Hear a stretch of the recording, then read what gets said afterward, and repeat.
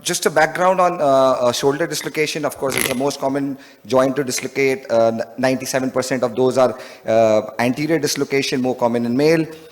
Hyperabduction external force that causes most oftenly it's an isolated Bankard lesion, but also you can find a Perthes, a Alpsa, or also bony defect. Bony defect in a primary dislocation also, there are 80%, up to 80% chances that there would be a humeral bone loss.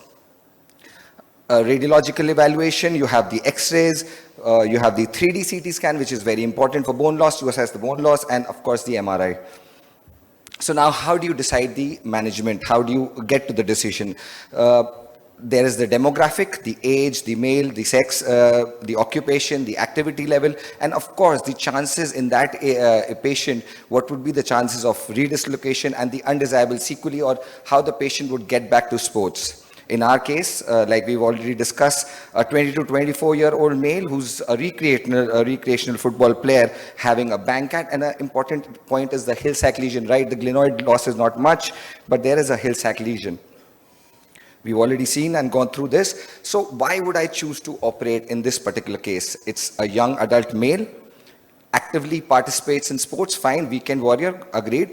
But also we have to discuss, or we have to keep in mind the future chances of redislocation. And also we know that delay in the surgery or delay in the operative management leads to poor tissue quality, and increasing, in such cases, there will be increasing chances of progressive bone loss. So demographically, we supported with Robinson, which says that up to 66 to 62% chances in this age group that he would redislocate.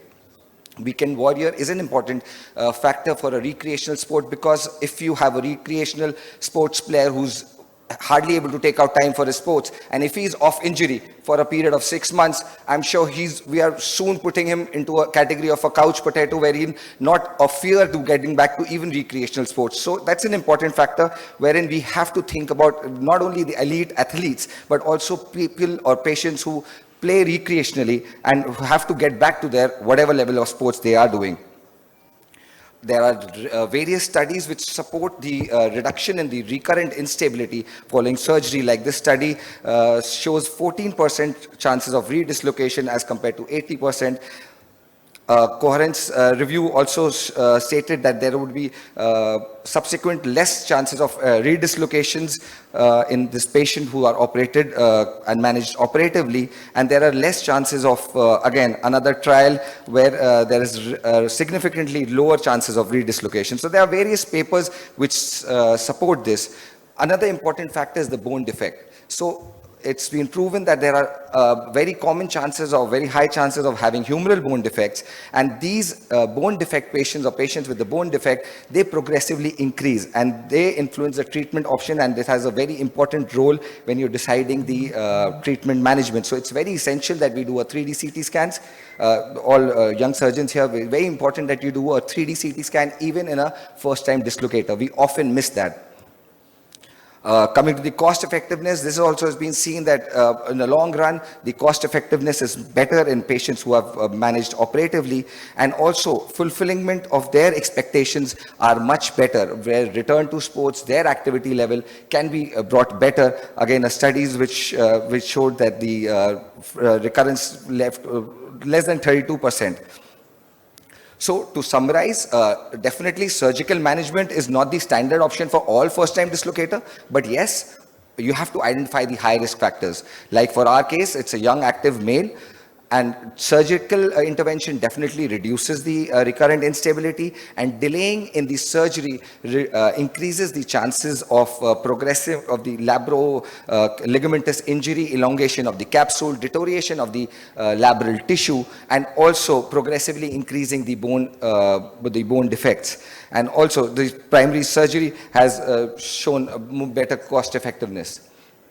But again, it is very important. We are all surgeons here, so we also have to, when we make the decision, we also have to keep in mind the progress, the outcome or the future for the patient, to allow him to decide the management and how to progress further.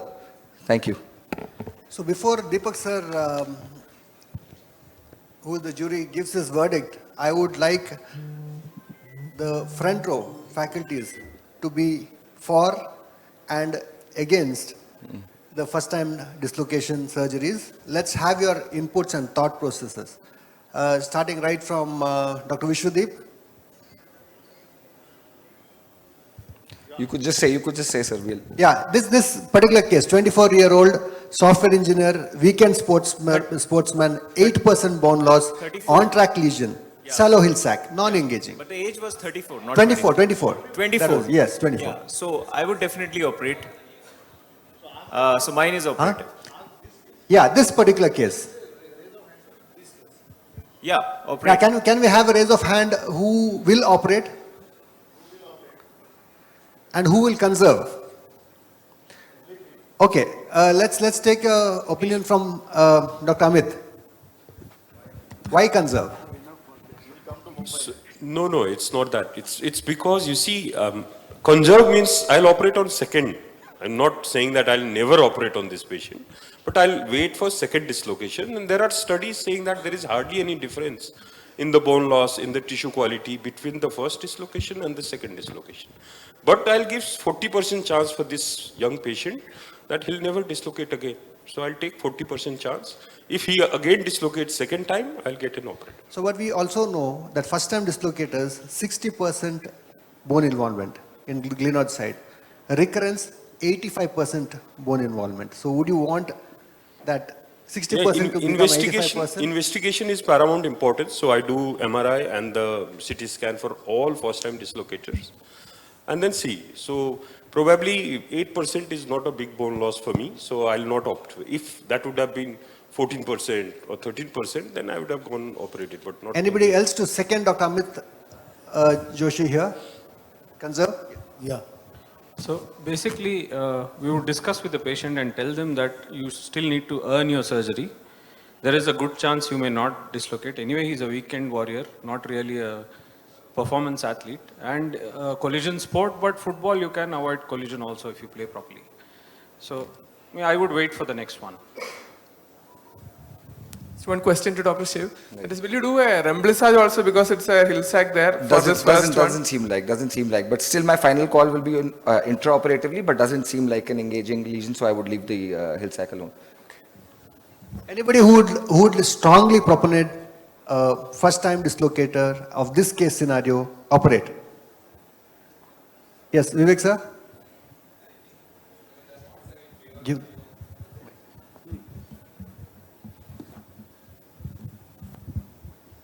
I mean, this is a gray zone. There are very few black and whites in medicine. This is certainly gray zone. So both can win their argument in both ways. But for me, the odds that it will dislocate are pretty high. Because we have just done a study in less than 25, the dislocation will happen. It's just a matter of time. Yes, there is nothing 100% that 100% you'll dislocate, but as high as 80%. So young person, right hand, one more dislocation, discomfort, coming to hospital, getting admitted, doing this, then out of job or work for a few weeks. So in that case, probably the odds are slightly tilted towards the surgery. But then you always put forth in front of the patient that these are the odds and you take your chance. I mean, only bony banquet is my decision. I'll say, I'll operate. But as surgeon, we know that second time, the bone loss is going to increase. I might have to do a remplissage again next time. Also, the labral quality. Remplissage, I'm biased. I'll do anyway. We might have to, Yes, definitely yes, look at the I bone loss, agree. which would definitely increase. Yes, so the odds are there, but both are, I think, right in their own ways. Dr. Mukesh? So I think we should calculate the merits and demerits of operating. All surgeries are not that without complications. So second dislocation doesn't mean that he will have 80% of glenoid bone loss Chances. or 40% of glenoid bone loss. So in such case, conservative is the way to go ahead. Let him dislocate second time, maybe 2 years, maybe 20 years, we don't know. So let him conserve. Let's see what happens. It's not going to become so high. So I'll conserve here and wait for second to occur. And I am damn sure my second dislocation, also my surgical results will be same. But we also looking at the downtime, the time where he's out of play, the No, time. he can't be. Once he rehabs, you can ask him to play. Sir, Even if you conserve. There is considerable. Yeah, Nagaraj sir, take an instance here with the 8% bone loss. We know that the bone loss significant bone loss coming down from 21%, 17.5%, now we are at 13.5%, which we call as subcritical bone loss. Your location of your hill sac lesion, we are talking about the central tract lesion and peripheral tract lesion, does that make a difference in your decision making? If your hill sac is more medial, does it alter your decision making here with 8% bone loss? Yes, it does. The near tract lesions, which are slightly more medial, irrespective of the size, become the ones which are likely to engage. Now, I was sailing the same boat for many years, wherein I used to conserve these patients with the thought process that let him redislocate, as Mukesh mentioned, let him experience instability. Now, we cannot be decision makers. At the same time, most of the patients cannot decide for themselves, irrespective of what literature you put in front of them. At the end of the day, you need to make a valid decision. Now, why I have shifted for this patient population on the surgical side is simply because we know that even though the patient doesn't formally have an instability episode, there is no way to clearly know that the labrum has healed. Number one, the compliance is very poor of an external rotation brace. They don't follow it. We all know that. Number two, apprehension test is usually positive at 6 weeks, 8 weeks. You get an MRI done, even after a couple of months, there is a signal that is there. You don't know what to tell him. Can he do his push-ups? Can he do his pull-ups? So when we are talking about a patient population who's active, they want a clear-cut answer, then I would give him the surgical option primarily. If by chance he somehow denies that, goes for a conservative treatment, he might be in the 40% population, he might be successful.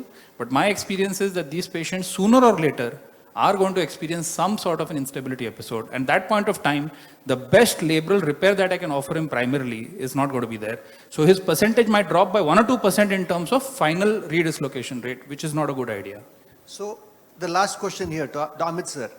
So we all know talk about the co-op position of immobilizing: abduction, neutral rotation, adduction, internal rotation. What is your co-op position for immobilizing? I do not do abduction. I just put an arm pause sling if my repair is good enough. So adduction, internal rotation. Yes, Okay, that's your co-op rotation. position. Okay, so we have the jury who has probably seen all walks of life and seen generations of dislocation surgeries coming in and going out of fashion. So what would you go ahead and do with this? And let's hear for 2 minutes what the jury has to say. So, I have to stand? It's okay. So, I heard the arguments from both the side, from Dr. Bhupesh as well as Dr. Shiv. I think any decision making cannot be only on the surgeon, and one must take the patient into confidence, discuss with him the risk and benefit ratios, and then make a conscious decision. So there are plethora of judgments on this issue of first-time dislocator. But coming to this particular case, this patient is 22 years old. The patient is male and is an athlete also, maybe only a weekend athlete, but such age group patients have type 3 collagen and you cannot control their activities. So this is a very high-risk patient. So the plethora of judgments, they show that the rate of recurrence in such patient, in this particular patient, is going to be very high, to the range of about 70 to 75%. So the question is, am I going to offer a treatment which has got a 70% failure rate, or offer a treatment which has only 30% success rate? And how are we gauging the success? Is success only there is no dislocation, or is it also involves return to his pre-injury level, better quality of life, no apprehension? So considering all these factors and seeing that, and you never know that when the second dislocation occurs, how much is going to be the damage, you cannot predict. And any surgery done after the first dislocation, the amount of damage, the amount of arthritis is bound to increase. So considering the totality of the situation and our own experience of predominantly treating sportsmen, I would in this particular case be of the view that this patient needs to be operated, because the environment for healing is best after the first dislocations. The capsule is good, the labrum is good, there is minimal bone loss. So I would definitely offer him, after taking him into confidence, after counseling him, go for a surgery in the first case. However, I can be biased, and Dr. Bhupesh, my friend, has full right to appeal before a higher authority if necessary. Yeah, it was all in good spirits. It's just to throw light on this topic, which is always debated, and probably it was a good discussion generated here with good review of literature. I would thank the jury and both the debaters for this. No winners, no losers. We all win. It's all in the game. But thank you all. Chirag, before we close this, two things, one compliment and one question. Bhupesh, excellent way you put. Actually, I learned how to actually, get into the debate. Beautiful. Okay, no wonder you won the prize in ISA cause. Okay, fantastic. हार के जीतने वाले को बाजीगर कहते हैं. The second question is, which is for everyone, when do we operate? Today or 6 weeks later? I mean, he has come with a dislocation and he went to some GP or, the orthopedic surgeon who doesn't do shoulders, who got an MRI, and he comes to at 5th day with a sling on, MRI. When do we operate? Now, I mean, let's leave apart, bhag jayega to kahin aur kara lega. But, when do we operate? Technically, is it good to do in about 2 weeks time or 6 weeks time? I'll answer that because I've had the experience where for some reason we went early. You should never operate early. The tissue is very friable. You want that synovialization to happen. You want that robust thickness of the labrum to come. Typically 28 days, 4 weeks or so I usually wait and then go ahead and then operate. So once we have committed to the surgery, they are doing the scapular rehab, they are doing the mobilization early, and then after 4 weeks I do the surgery. So important thing is, if you're committed for surgery and patient is agreed, I think it's important to mobilize them. Do not immobilize, because then there's no point immobilizing. Get back the range of motion, get back the scapular rhythm and the range of motion, because if you immobilize and then you immediately go back, often they are very stiff. There's a lot of capsulitis inside, inflammation, and then you may end up with a post-op stiffness, which is very difficult to get rid of. So yeah, thank you.